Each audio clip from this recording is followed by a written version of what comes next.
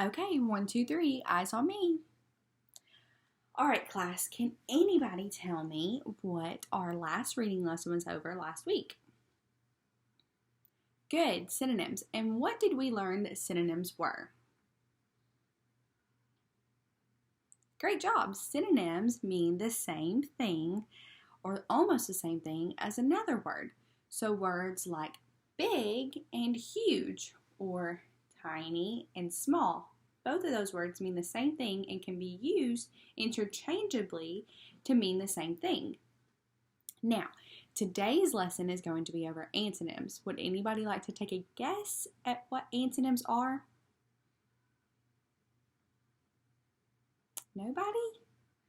All right, so think about it. Synonyms mean the same, so antonyms mean good, the opposite. Antonyms are words that mean the opposite or completely different than what the one word is. So words like, let's think about it. If something is hot, then the opposite of something hot would be cold, good.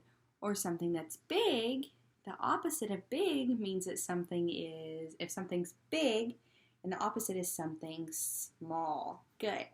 All right, so before we actually get started, we are going to read a book called Yes and No, Stop and Go. Now, during this book, I want you to think about the words being used and identify. What does identify mean? Good. So you're going to find the words that mean antonym. So words that mean the opposite. And there's 2 or more words that can mean the opposite of something. So I want you to look and find the antonyms that are on the pages. And while we're doing this, we're going to stop along the way and create a list so we can hang up in our classroom so we know some common antonyms. All right? Okay, let's get started.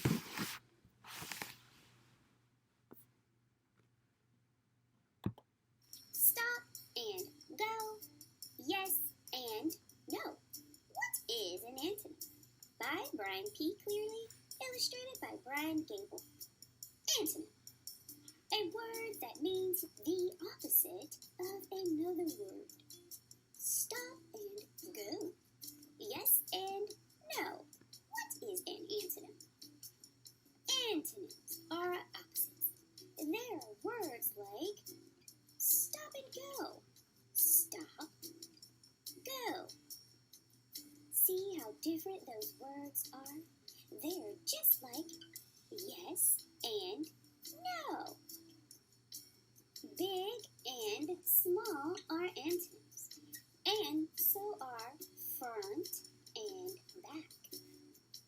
Fast and slow, and high and low, as well as white and black.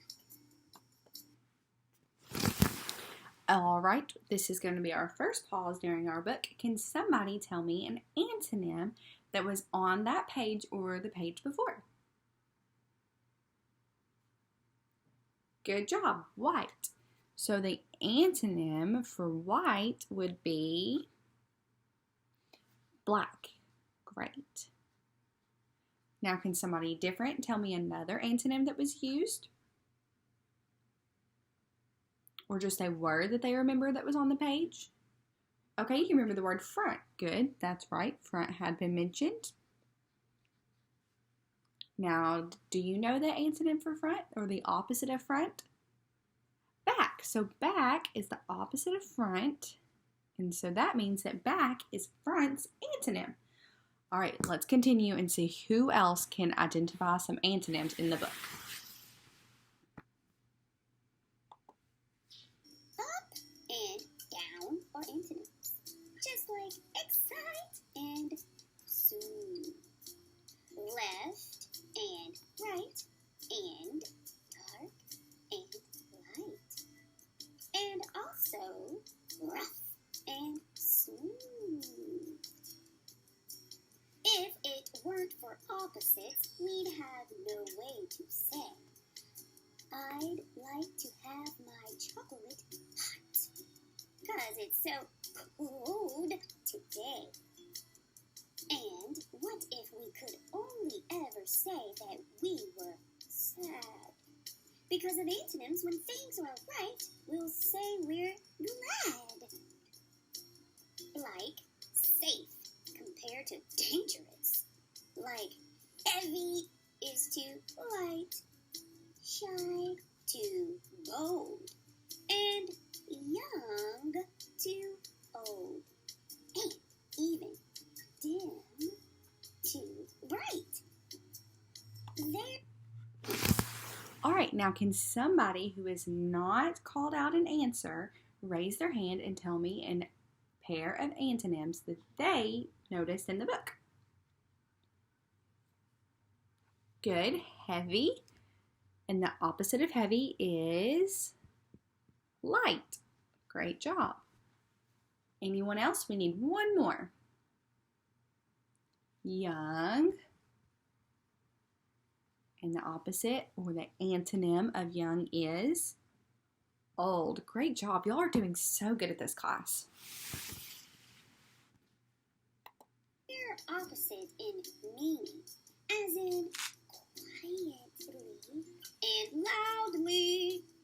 They show a total contrast, just like shamefully and proudly. First, last. First, last. Sometimes antonyms are made with on before a word. This is how we get unkind, unable, and unheard. Often adding dis, D-I-S, or M-I-M, or sometimes even non, N-O-N, will help you build an antonym with these beginnings on, for example, disrespect, impossible, non-fiction. Their prefixes are helpful in displaying contradiction. Antonyms help us divide, surrounded from alone, and help compare the famous to the totally unknown. They point out lots of differences, like bald and extra furry, and give us words to help us grow a big vocabulary. Use a dictionary, kids. It'll help you. Like hefty and diminutive, absurd and somewhat normal, bravery and cowardice, quite casual or formal. In fall, the farmer harvests crops. In spring, he's busy planting them. These opposites can be explained because you've got an antonym. So, what is an antonym? Do you know?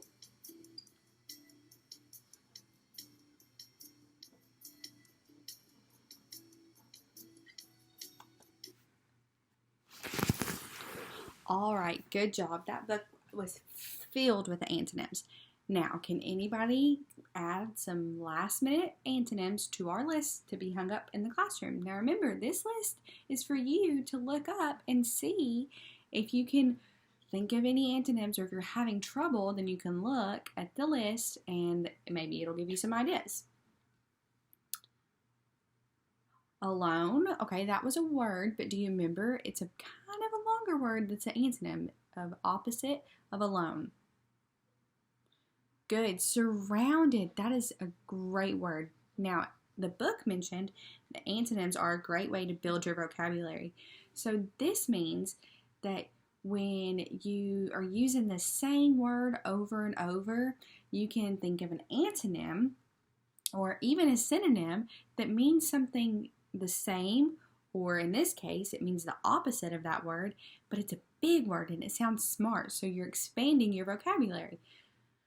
Good. Now, we had the word unknown. I remember it. So if you're unknown, that means that not a whole lot of people know you.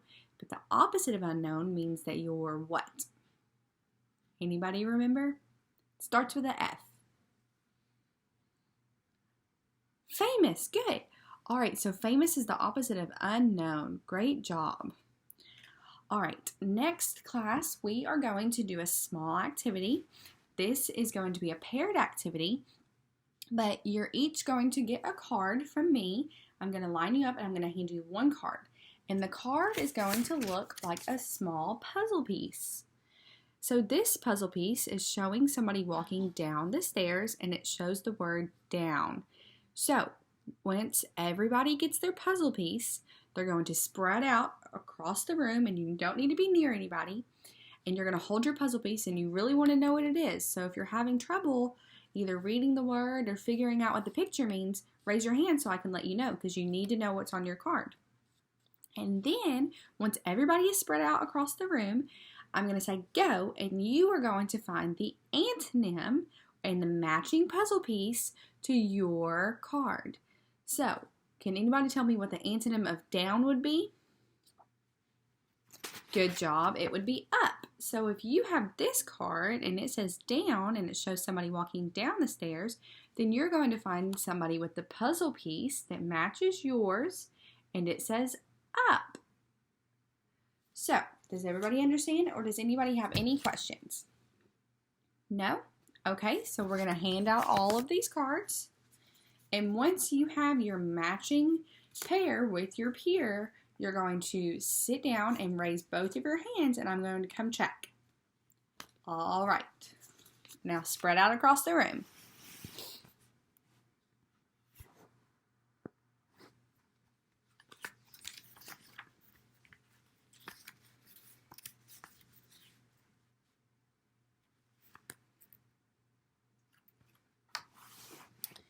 Okay, class. Now, would anybody like to share their two cards that they found that were antonyms? Good. Can you bring me your cards? Great. These were antonyms. So you had big, and it showed a very big fish. Now, your partner had the card with small, and it had the tiny fish, and these fit together, so you knew that they were what? Antonyms. Good, because they're opposites. Big fish and small fish. Good job. So now that we have practiced and we've played some games and there's lots of words that mean opposite things in your head, you are going to go back to your desk and complete your antonym worksheet. Now, it should already be at your desk, so if you get there and you don't have one, I need you to raise your hand so that I or my student helper can bring you one, okay? All right, good job. So I need everybody to go back to their desk.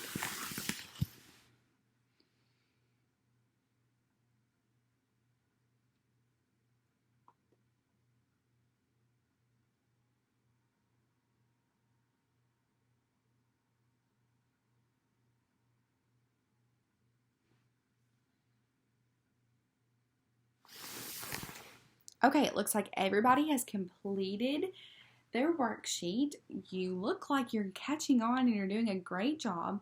So now we're going to take a small brain break, and I want everybody to come to the carpet and we're going to listen to the antonym rap.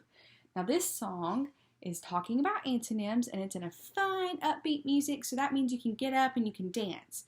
But also, while you're dancing, I need you to pay attention and really think about, are those words opposite? Are they antonyms? And if so, I want you to try to remember them so that you can use them later on.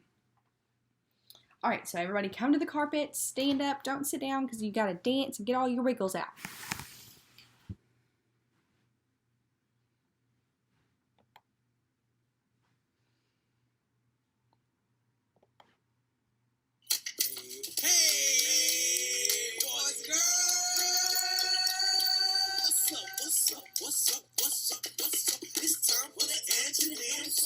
It's time for the antonym song. It's time for the antonym song. It's time for the antonym song. Antonyms are opposites. Antonyms are opposites. Antonyms are opposites. Opposites are antonyms. I said opposites are antonyms. Antonyms are